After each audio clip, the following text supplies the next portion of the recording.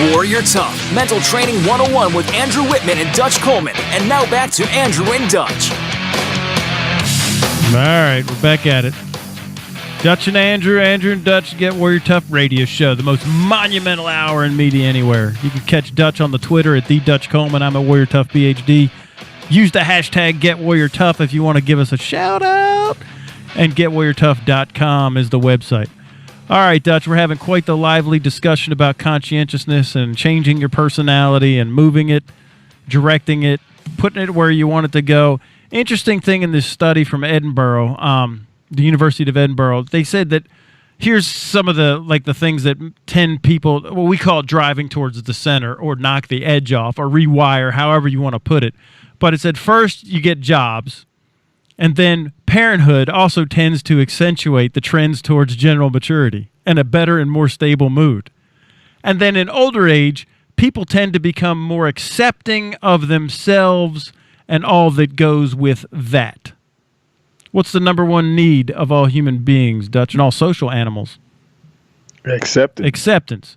And see, this is where, and if you don't accept yourself, you're going to have a really hard time moving the needle and how you're wired in your personality and moving to, because you say, well, I can't be self-disciplined. I don't want to be, I'm not organized. I hear this self-talk all the time. And when you do that, you're the way we know how the brain works, Dutch, we take in 11 million bits of information per second. 126 bits goes to our conscious mind for action. The way we pick the 126 is what we think, what we feel, what our attitudes are, what our opinions are, what our belief is. And if we're saying and we're believing that I'm not organized, that I'm not disciplined, that I'm not thoughtful and thorough, that I'm not vigilant, if that's what you're saying, then your genius brain will go, yup, we're not organized, and it'll shut down any information that would go against your genius self saying, I'm not organized, I'm not disciplined. Yeah, the funny thing is when we talk about changing your mind, so to speak, right? You have that power. We have that power, right? And by the same token, you have the power to place those obstacles. Like you're literally, when you say those things, you're literally, if those things aren't even true, they're now true because you're placing those obstacles right where they need to be to stop you. Well, I'm not organized. Boom. You just place that obstacle right there. Like you did that. Yeah. By the same token, you can remove that obstacle by saying, you know what, I am organized. So now you've picked that obstacle up and you've moved it out of your way. It is now the truth. So we talked about discipline earlier, people being afraid of work. And so if you have to use a different language, different words to move those objects, use them, because what you're doing is you're manipulating the mind and getting it in the state where those obstacles aren't there. And now you can walk down that path because you've removed all those obstacles. So whatever it takes, that me and Andrew, we talk about self-talk all the time. It begins inside you. It begins with you, not with anyone else, but with you. So that self-talk is more important than any other talk that's going on. So when you begin to talk yourself into existence, talk these things into existence, they literally and actually began to happen just like you talk those things to existence when you say, oh, I'm not organized. Boom. There's the big boulder right there that's blocking you called not organized. Or I can't do this. I can't do that. It's right there now. That's on top of that one, or it's right behind that one. So you're literally placing obstacles in your path with that talk. Right, and we know the research tells us that the human machine thinks around 70 to 80,000 thoughts per day. And it doesn't matter, male or female, they studied this. It really doesn't matter.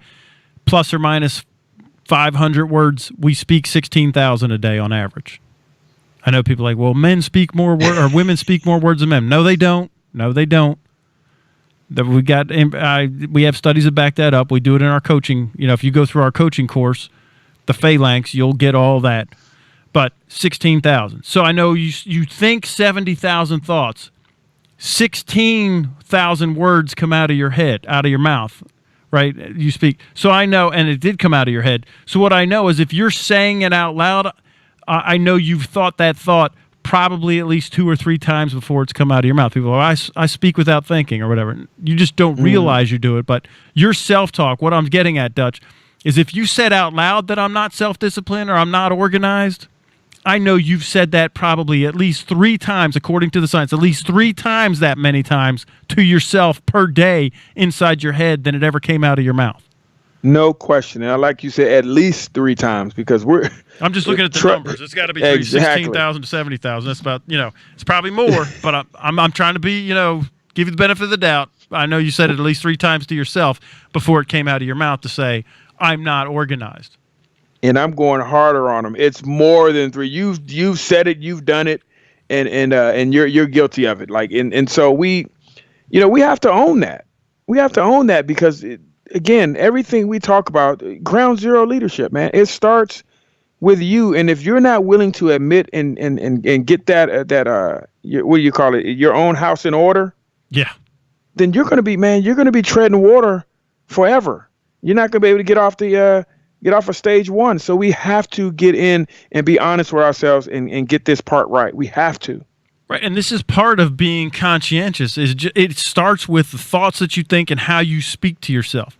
And listen, this is how important it is, because I'm just going to give you some of the findings of this study that was featured in this Time magazine article by Eric Barker in August 21st, 2014, right? So it's pretty recent.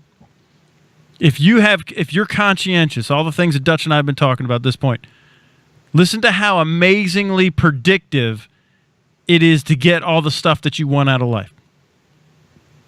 So anybody want more money and have job satisfaction at the same time? You have more money, who's going to turn that down?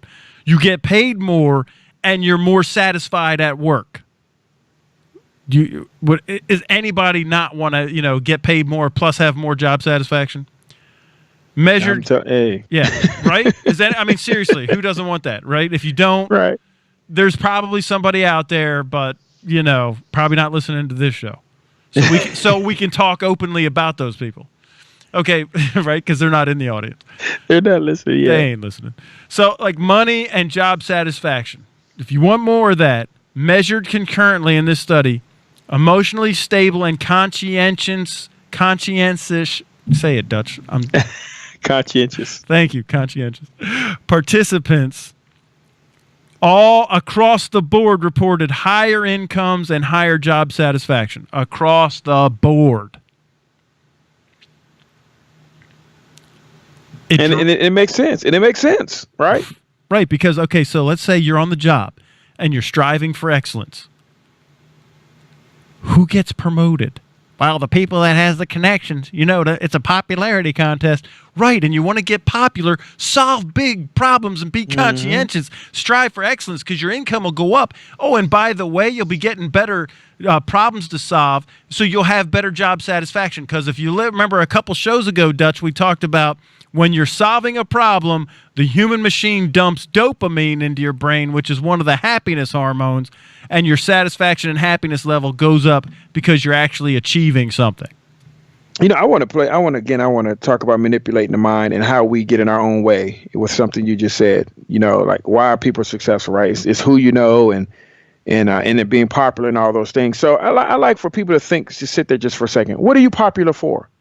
So everyone's popular for something, right? So when you're saying, well, the only reason they're doing well because they're popular, what are they popular for? We have people that are popular for being tall, short, pretty, mean, nice, problem solvers.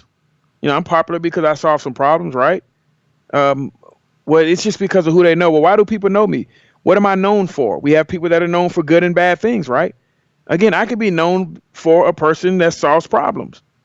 I could be known for a person that causes problems. So when people say it's who they know, well, I can get people to know me and I could be known for X. I get to choose what I'm known for. And part of it can be, what am I doing?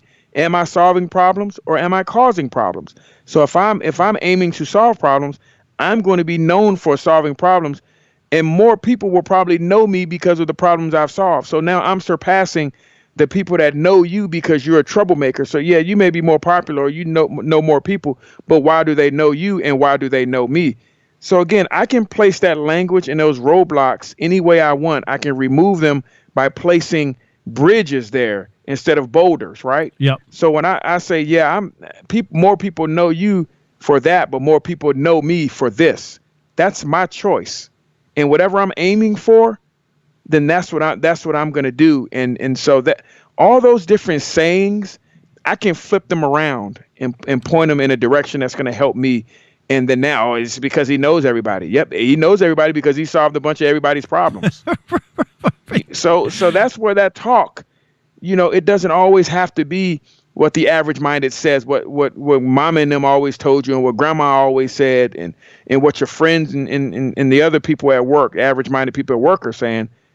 What's really going on and what have you targeted in all that stuff? Absolutely. And so listen, do you want to be known for being emotionally stable and conscientious or being known for being neurotic? That guy's so organized, man. I love that guy. He's always organized and he's intentional. He's always, right. It's on you. So here's the next category. It just even finding a job. They said that the personality traits, conscientiousness, and neuroticism have a strong impact on the instantaneous probability of finding a job, where being conscientious has a positive effect and being neurotic has a negative effect. And let's just define what neuroticism is, right, according to this study, so we know we're all talking about the same thing. So here's, conscientious, we said, was, self-discipline and mindful and vigilant and organized. Neurotic is moody, anxious, worry, fear, anger, frustrated, envious, displaying jealousy, guilt, depressed mood, and loneliness. It's almost the exact opposite. Ooh, if we weren't right up on a break, we got about 20 seconds left. I was going to name a bunch of people that fit all those categories. What? I know, right? I bet people will be thinking, who do you know that's neurotic? Like, it make it sound so nice. You're moody, man, and you're jealous, and you're frustrated all the time, and you're depressed, and you're just, fearful, and you're operating out of a fear and scarcity mindset, and you're worried all the time. It's just, yeah, man. No wonder that it has a negative impact on finding a job, or a negative impact on being popular, or a negative impact on having higher wages and job satisfaction. I mean, are we shocked by that? I mean, you instinctively know it. I don't need a scientific study, really, do we? You're in the neighborhood, man. I'm telling you, Mr. Rogers right now. All right. Well, we're up on the break, so you're listening to the Get Warrior Tough radio show with Dutch and Andrew. We'll be right back.